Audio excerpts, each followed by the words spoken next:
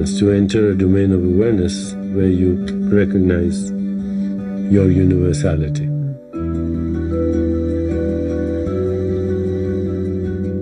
Religion is the quest for a transcendent vision that enables us to make sense of our world and our relationship to other people. A quest for meaning and a desire to become fully human.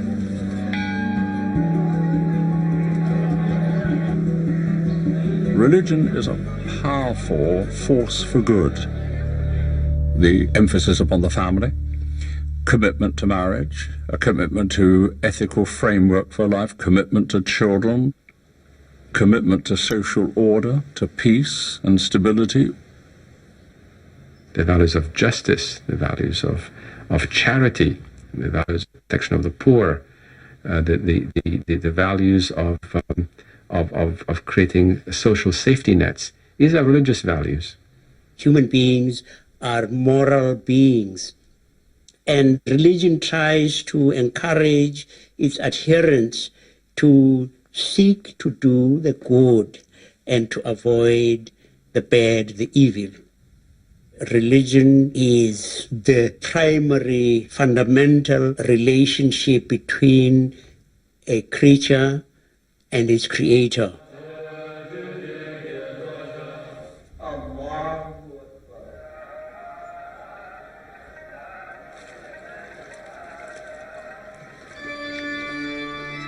If God relates to us and has created us in all our diversity, then obviously there are unlimited ways of relating to God. You can never understand the totality of the divine because we're not God.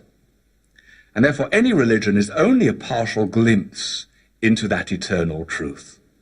And none of us can have more than a partial glimpse.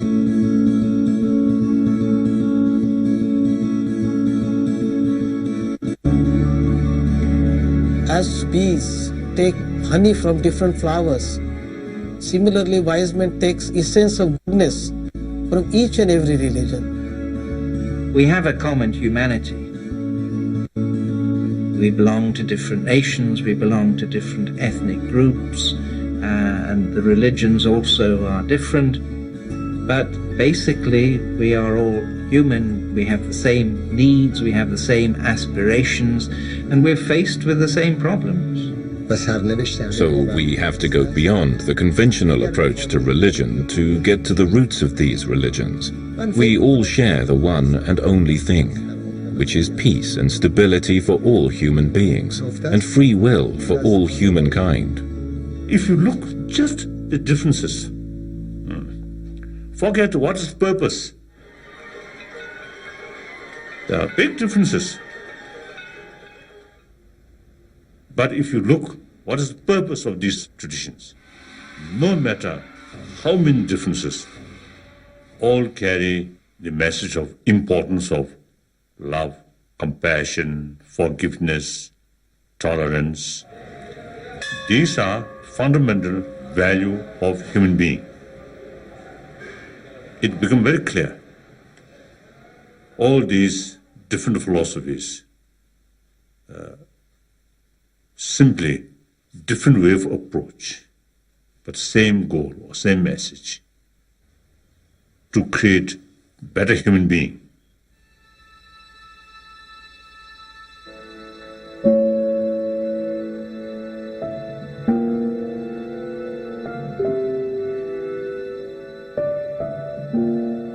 Throughout history, people have harmed, oppressed, and even exterminated others in the name of God.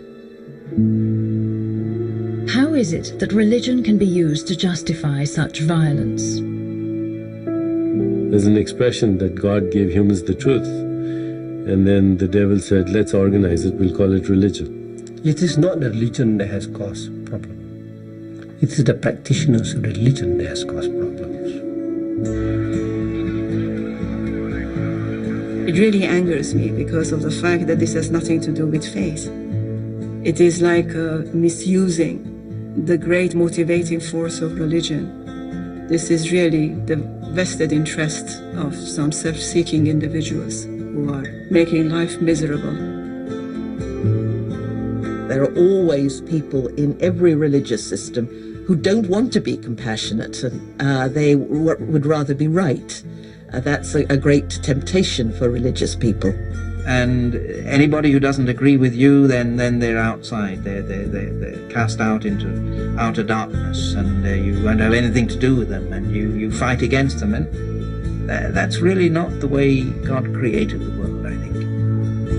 We are called to have a much broader view. You know, there is a saying of a great Muslim mystic, Jamaluddin al-Rumi, who said, I went to the church seeking God and I didn't find it. Then I went to synagogue and I did not find God either there. And then I went to the mosque and I did not find God in the mosque either. I came home and I found God in my heart.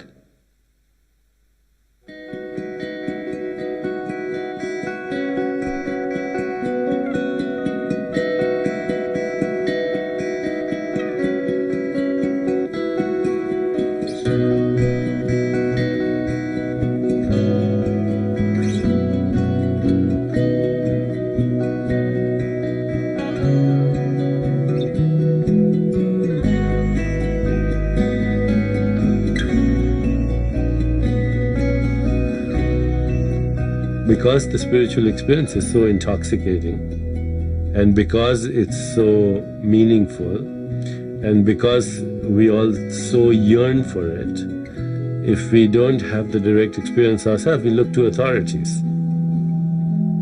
I don't think Christ was a Christian, or that Buddha was a Buddhist. These are words that we created later. We took an experience, somebody else's experience, and we believed in it, and then we created dogma and ideology around it. You know, my God is better than your God. Then we go to war to defend it.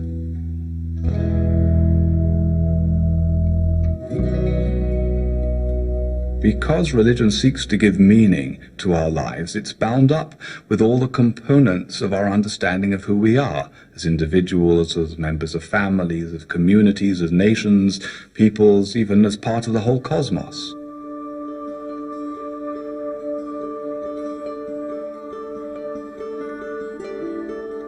The sources of people's violent behavior are always some form of alienation. Some sense that society looks down on you or even humiliates you. You often see religion being used to strengthen the sense of identity of those who feel that they're being attacked. Most of the so-called fundamentalist movements in religious terms spring from this kind of fear of annihilation, a desire to assert a clear identity. And therefore to see yourself as the godly against the godless, and to see yourself in an inexorable war between the good against the evil. When the Crusaders went into battle to kill Jews and Muslims, they cried, God wills it. That was their battle cry. There's always been a danger of using God to endorse some of our worst fears, hatreds, and prejudices. Because once you touch religion, faith, it's lit with emotion. So easily manipulate. Once you say that it's right to kill in the name of God, you have lost the plot in religious terms. All the religions teach that stopping violence as soon as possible is absolutely crucial. And that human life, even the human life of our enemies, is absolutely sacred and inviolable.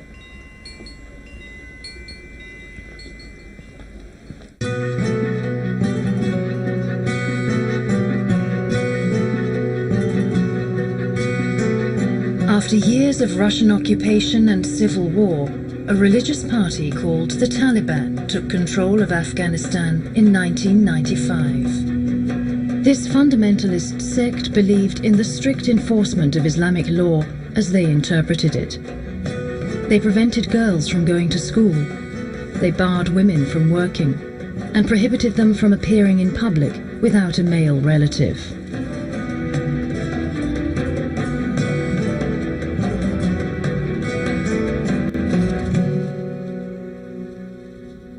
Shukriya Barakzai, a devout Muslim woman, refused to obey the Taliban's restrictions on her freedom.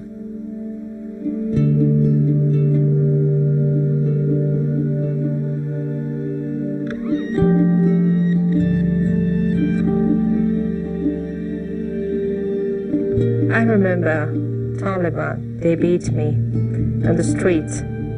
For what? Because they didn't like women. I just went to the doctor. I was sick. I wear the burqa, even I had my socks and shoes and everything, and I covered my hand. But with all these tough rules, they punished me because there was no male member of my family with me. It's impossible for others to imagine when you're not free. Even you don't have the rights to go to the doctor? Why? For what? I'm glad, because this punishment is was a shock for me. I got new power after this punishment, the power to fight, and I really start to work for women's freedom without any discrimination, because I believe God will not allow this. I feel myself as a responsible Afghan, as an individual, to fight for that, to do something for the future.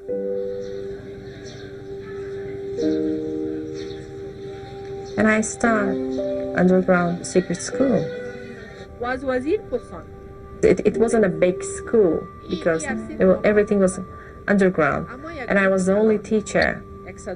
At the time, condition was bad for young women, particularly educated women. I bought some books from the market, and we tried to just teach them.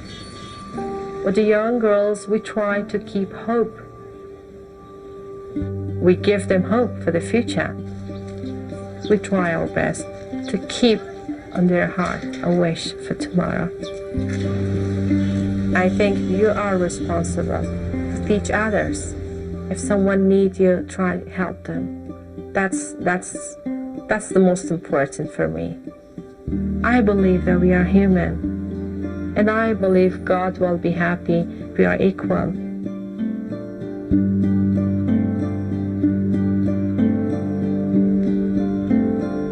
Of course, Islam is my religion, and I deeply respect that. When I'm asking women's rights, it's direct connection with Islam, with my religion. By Islam, women have rights of education. Islam never means lack of freedom. Islam means respect. Respect each other. For me, God means love. I love my God. I believe him. He protects me always.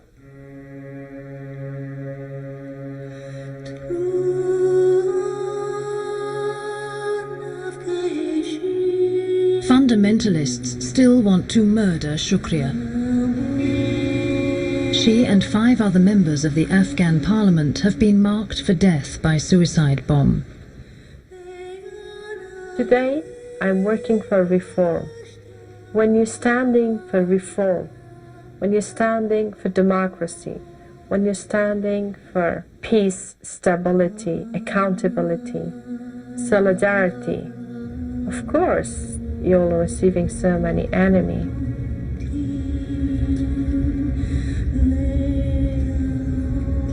It's my responsibility as a mother and also as a Muslim to show the right way. Even if I would die by suicide attacks, I will be proud of that. because I'm dying for my country. I'm dying for freedom. I will be dying for equality, democracy. It's good to die for something rather than dying for nothing. In November 2007, Shukriya Barakzai was wounded by a suicide bomb in northern Afghanistan. 6 members of parliament died in the attack, along with 52 of the children waiting to greet them. Shukriya survives and continues her mission.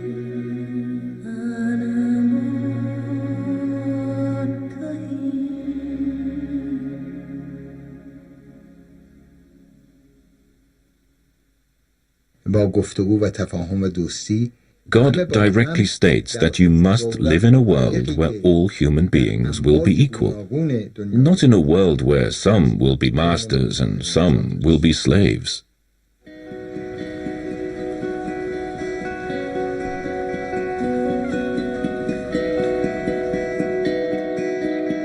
We hold these truths to be self-evident, that all men are created equal, endowed by their Creator with unalienable rights. That's beautiful, beautiful language, and it's a beautiful reality if we embody it. These rights are not given to us by the Constitution. They're not given to us by man. They're given to us by the Creator, which is why they are inalienable.